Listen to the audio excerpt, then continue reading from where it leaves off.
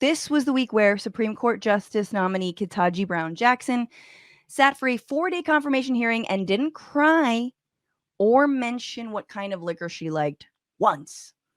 Crazy. There were a number of ridiculous attacks on her, of course, from Republicans who are mostly performing to their critical race theory obsessed base, who are currently under a bridge in Dallas waiting for JFK to return. So I'm going to take you through 3 different moments. There were a lot more. We start off with just a big old obsession with child pornography. This was not just from Senator Lindsay Graham, but this was from Senator Josh Hawley, from Senator Ted Cruz. Somehow, because Ketanji Brown Jackson gave less of a sentence than what the prosecution wanted for the downloading of child pornography and distribution, suddenly she loves child pornography. So here is Lindsey Graham, who's really putting his finger on the real culprit. So if you're listening to my voice today and you're on a computer looking at child pornography and you get caught, I hope your sentence is enhanced, because the computer and the internet is feeding the beast here. That all these images out there are going to be more over time because people use computers. So go after the computers. John Marc, I don't know if you knew this, but computers are the culprit. You could spread massive amounts of images with pewters. It was just so disingenuous, because it's basically, that's why we have the court system, to rank punishments. And so they just say, it's like, oh, you let someone who hit a kid with their car only not die in prison. It's like, well, yeah, that's why we have the justice system, because it's not you just go kill them or not. And look, I get it. Ted Cruz, this is passionate about him. His good friend Josh Duggar was really into child pornography. So I feel like Ted Cruz, that's why he cares. He wants to know what's happening to his buddy Josh. That's the guy with 8 children, or is that 9 children? 9, 29, 10,000 images on his computer. It's a lot of numbers being thrown around. Oh God. It was just, it's also such for the QAnon people who just like to be like, ooh, it's just like saying it. It's just saying it out loud. Every judge in the world who was in the field, the courtrooms that she was, dealt with child pornography cases. And just bringing it up doesn't mean that that's her job. To deal and with she explains it. What's funny is, like, she explained it so well. She was like, so here's the thing. When you're a judge, you don't just take what the prosecutor says. You also see what the defense has said. You look at the past. You look at a lot of things. It's like the whole time she was just explaining her job. But I do feel like at a certain point, like, how often is the power of suggestion when it comes to Republicans and child pornography? Like at a certain point, they just want you to look up child pornography. Like when they're like, you could go to the Google, wink, wink, and you could tap in. Like, I could look at right now. If I just tapped in child porn, oh no. Oh, look it. Oh, wow. that I'm going to say like that's what they're doing effectively. Yeah. Google's probably freaking out. They're like, uh-oh. No, exactly. I mean, all this, they're probably going to start coming for any kind of internet freedom, right? Like Section 230 that prevents platforms from being sued for what people distribute on them, which is going to ice out even smaller platforms, because Google and Facebook and others will be able to fight off those lawsuits. So anyway, it's all kind of an impending fucking totalitarianism here. But anywho, there was more. This is Marsha Blackburn asking, and again, hitting another one at like a little bong, like a trans people. Like, you got to hit all the fucking, I don't know what I'm talking about here, but all the little talking points of the right. And here is Marsha Blackburn asking Ketanji Brown Jackson about, like, what is a woman? Can you provide a definition for the word woman? Can I provide a definition? No. Yeah. I can't. You can't? Not in this context. So I'm not a biologist. The meaning of the word woman is so unclear and controversial that you can't give me a definition? Senator, in my work as a judge, what I do is I address disputes. If there's a dispute about a definition, people make arguments, and I look at the All right. law and I decide. So I'm not. The fact that you can't give me a straight answer about something as fundamental as what a woman is underscores the dangers of the kind of progressive education that we are hearing about.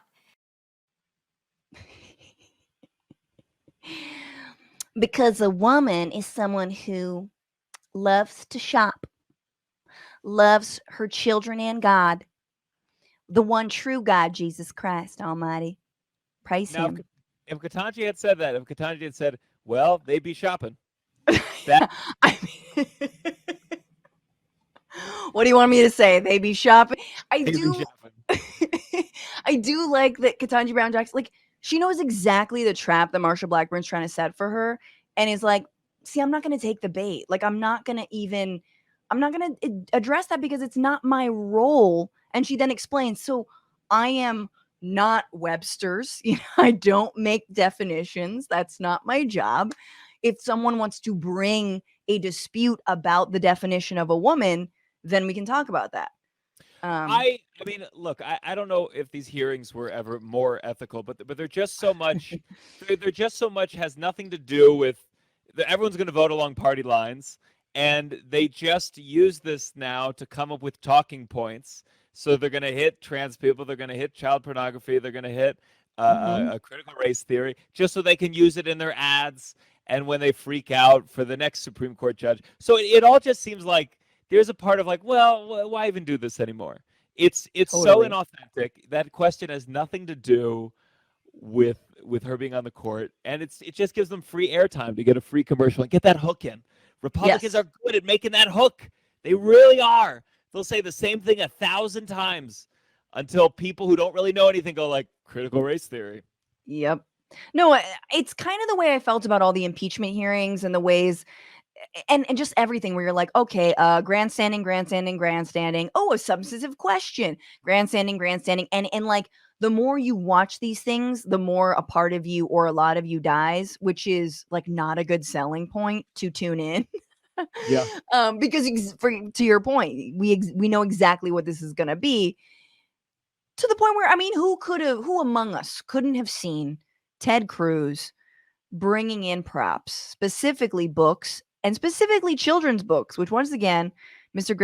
Green Eggs and Ham, this is his favorite thing. So here he is, specifically holding up a bunch of different books that, by the way, I mean, did numbers after he started holding them up. I mean, like Amazon bestsellers. But this was Ted Cruz's little shot here. When you just testified a minute ago that you didn't know if critical race theory was taught in K through 12, I will confess I find that statement a little hard to reconcile with the public record, because if you look at the Georgetown Day School's curriculum, it is filled and overflowing with critical race theory. That among the books that are either assigned or recommended, they include Critical Race Theory, an introduction. They include The End of Policing, an advocacy for abolishing police. They include How to Be an Anti-Racist by Ibram Kendi. They include literally stacks and stacks of books, and I'll tell you two of the ones that were most stunning. They include a book called Anti-Racist Baby by Ibram Kendi. And there are portions of this book that I find really quite remarkable. One portion of the book says babies are taught to be racist or anti-racist. There is no neutrality. Another portion of the book, they recommend to babies confess when being racist. Now, this is a book that is taught at Georgetown Day School to students in pre-K through second grade, so 4 through 7 years old. Do you agree with this book that is being taught with kids that babies are racist? Senator,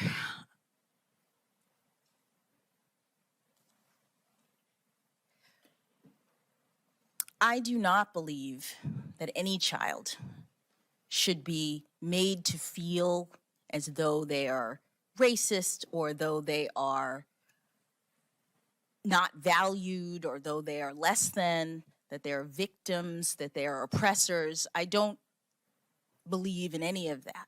But what I will say is that when you asked me whether or not this was taught in schools, critical race theory, my understanding is that critical race theory as an academic theory is taught in law schools. And to the extent that you were asking the question, I understood you to be addressing public schools.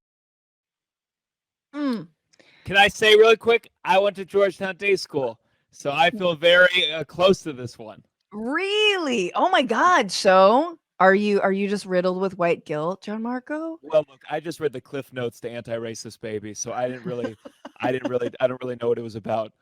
But it's so wild to think about all the books that are involved in a curriculum. There are so many books that none of the kids are reading to begin with.